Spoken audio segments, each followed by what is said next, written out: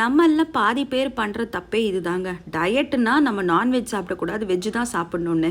சொல்லப்போனால் சிக்கனில் தான் அதிக ப்ரோட்டீன் இருக்குது. ஸோ கண்டிப்பாக நீங்கள் இதை எடுக்கலாம். ஆனால் எப்படி எடுக்கலான்றது தான் விஷயம்.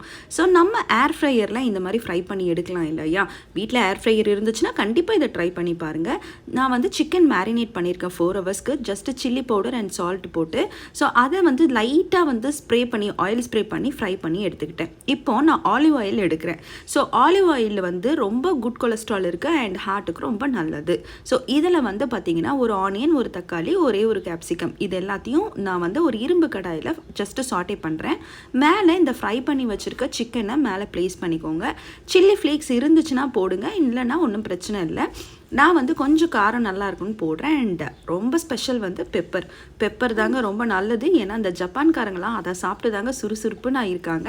நெக்ஸ்ட்டு வந்து கரம் மசாலா வீட்லேயே ரெடி பண்ணது ஒரே ஒரு ஸ்பூன் போடுங்க. வாசனைக்கு ரொம்ப நல்லாயிருக்கும். ஒரே ஒரு ஸ்பூன் சில்லி பவுடர், எல்லாமே ஒரு ஸ்பூன் அளவு தாங்க.